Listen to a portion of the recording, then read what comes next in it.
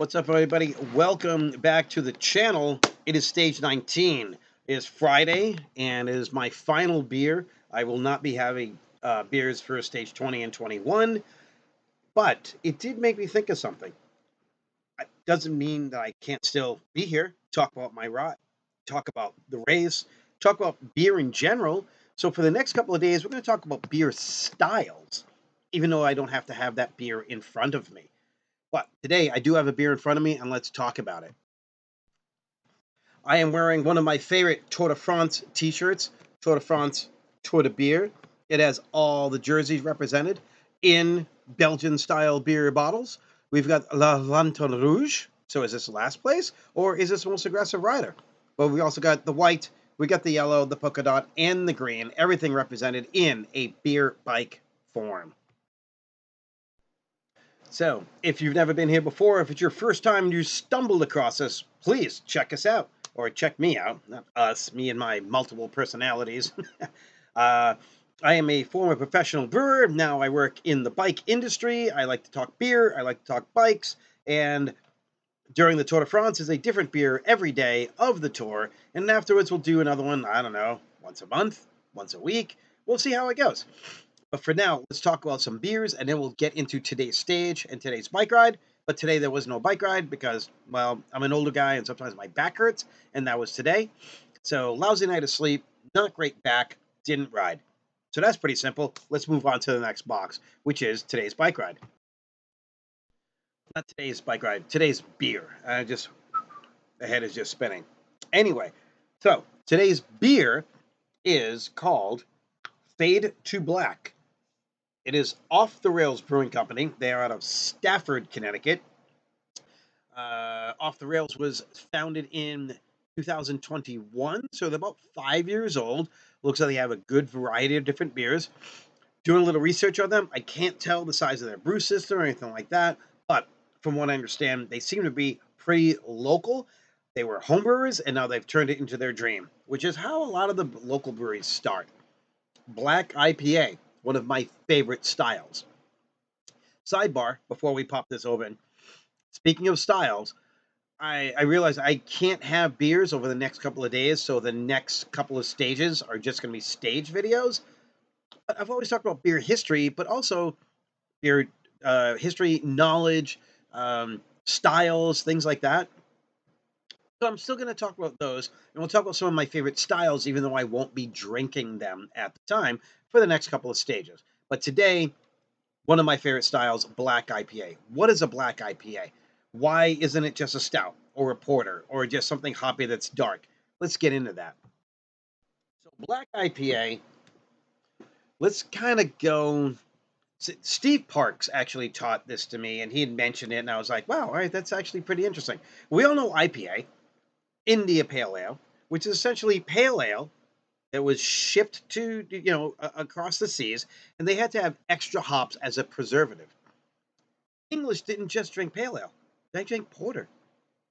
So let's dry hop a porter so it'll last when you get it over to overseas through the Indian Ocean in order to be able to have it in other places. That makes sense to me. That might have been the original idea behind black IPA, because you're dry hopping your IPA, really just dry hopping a porter, which is an ale. Now, what we're looking for here, what makes it not a porter, what makes it not a stout, you're looking at much higher levels of aroma of the hops.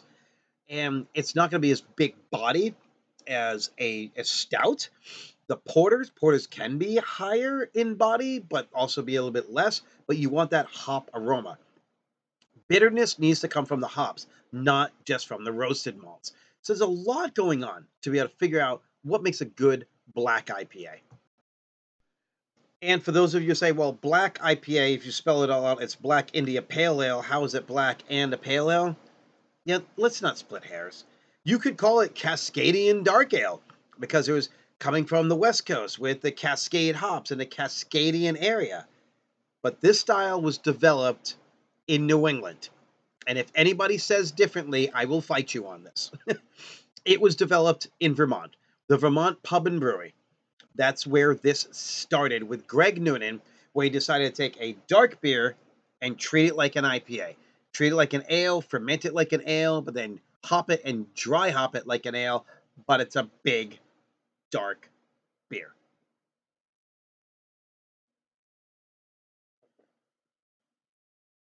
So Cascadian Dark Ale may fit the bill. I'm still going to call it Black IPA because that's what Greg called it. And that's what, to me, that's what this style is. So, this particular beer, there is definitely a lot of pale ale IPA notes to it in the maltiness, in the flavor, and then dries out here. Now, you could get it that dries from your hops. It could be from some of the roasted malts. I'm getting a little coffee note that tells me it's the grain.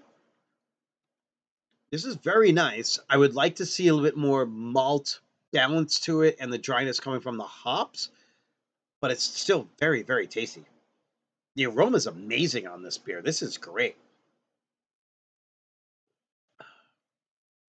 Roasted, not acidic or acrid. Coffee, all the things you would come from a dark beer. Not so mild that it's like a Munich dark. You could do Munich dark and then add more hops, but then that's just the hops would overplay that. You need enough aggression in your dark ale to be able to balance the aggression of the hops to make a really, really dark, malty, hoppy beer, hence black IPA. Does it sound a little bit confused? Yes, because black IPA is exactly that. And it's a wonderful, wonderful style. So, uh, again, this is Fade to Black, Off the Rails Brewing Company, Black IPA out of Stafford, Connecticut, about 5-year-old brewery. You should check them out. All right, so we're going to sip through this and talk about today's stage. Okay, so we're going to talk about today's stage. Video jump. Boom. I don't know. Things, camera's crazy. Anyway, stage, very exciting today. uh, Lots of different things going on. So let's take a look at green jersey. In order for the green jersey to be able to stay with Little Trek and stay with Mads Pedersen, he needed to be able to get up in there into an intermediate sprint. He needed to be able to get max points. And then he did. Little Trek did a wonderful job making sure that that happened. And who's going to be close to him? Jasper Philipson, way on the backside, which gets no points. Does this mean he definitely has the green jersey? Yeah, maybe we'll see. We'll see what happens in Paris, because if it flip flops the other way around, and Pedersen is way on the backside, and Jasper can get like a W, that's possible. But I feel like the green jersey is going to be locked up. White jersey, we still don't know. Best young rider. King of the Mountains, not a lot of King of the Mountain stuff going on today. Even though we're in the mountains, I don't think too much change there because, well, the winner is the winner, and he already has the King of the Mountains, and that would be Tadej Pogacar. Yes. Tadej doing Tadej things. So even though I was supposed to go lead that up to what was going on and then give it away, I just gave it away. Yeah, Tadej won. If you didn't know. I'll be honest, I'm a little, I don't say confused. I thought Tade would have been, if I can get the win, let's get the win. If I'm close, if I'm back, maybe you kind of let that go as long as the people in front of him aren't going to hurt him on GC or anything like that. And tomorrow he goes for the win because tomorrow they do Alpe d'Huez twice. As long as I'm understanding this properly. And you know what? I could be getting it wrong, but I believe they do Alpe d'Huez twice, which is crazy talk. If he would have win Alpe d'Huez on the double, that's insane. And he just establishes himself even more as the best ever. Not one of the best ever, the best ever. GOAT status. Does he want to win Alpe d'Huez today and tomorrow? It's Tade doing Tade things. So, but let's back up a little bit just to see how we got there to begin.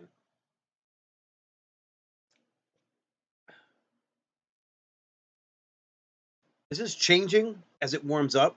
Side note, this is what we do when you talk bikes and you talk beer. Talking about the beer, I'm getting more hop bitterness out of this now. I had said it had the roasty bitterness. Now I'm getting a lot more hop bitterness. It's that leafy hop, not pellet hop juicy, but it's that leafy, earthy kind of bitterness that's going on in here that mixes with the coffee notes of the dark beer. That's very interesting as I take another sip and I find those notes. So taking a look at my notes today, we're at 130 kilometers. Adam Yates still in the race, which is nice because he was sick and he looked like he was going to drop, but he manages to be able to stay in. And today, enough and doing work for Tade to help him bridge that gap. Does Tade need help? Yeah, whatever. But when you ride as a team, you ride as a team. Adam Yates, good for you, dude. UAE, lots of sickness on the UAE team, but they're getting that done. Uh, but he's still in. Yates is still in. Pedersen, excuse me, Mads Pedersen getting stuff done. So now we look at what's happening within the race, and towards the end of the race, after there's a breakaway, we get for us watching the here and at the shop, we have like a double American possibility of winner at the top. EF Education, American team with Richard Carapaz. Yes, he's not an American rider, but EF is an American team. And we like Richie. For all the accountable notes, he's a good guy. So you have that. You also have Sepp Kuss, American rider. Could he get in there for a W? The Durango kid is used to just steady pulling, because he does work for Jonas. And then the radio in his ear is like, come on, Jonas, you're good, you're good. Seppi, you got this. Sepp, when you're tired, tell Jonas. And well, that wasn't happening because there's no Jonas. So he's going along, and then can he stay with it? The third rider, second rider or the second one in that group is Martinez. Martinez is doing some work. At least I'm pretty sure it's Martinez. Again, I could get it wrong. I'm trying to go off memory. I take a little bit of notes. Then I'm also at work, and then I go for a bike ride, or I go work out, and then I got to make dinner. So I might have some stuff wrong. This is where I always say, hey, make sure you check out Phil Guyman. I'll put a link. I don't know why I'm pointing here. It's in the comments for Phil Guyman. His YouTube channel is Phil Guyman and Worst Retirement Ever, and he gives a really good recap of the rides, as well as some comedy and insights, so to speak. Because, well, he used to race the tour. I didn't race the tour. I drank the tour. So there. Anyway, that was a good group. Those three battling with each other. And I thought they were working together pretty well, but then Tade launches the attack. And then so you see Carapaz attack. And I get it. I mean, I've never raced, so I don't know. But I feel like if they kept working together, maybe they pull away. But if they're not being strong enough and they know that Tade's coming, at some point you'd be like, I got to go. So Carapaz attacks.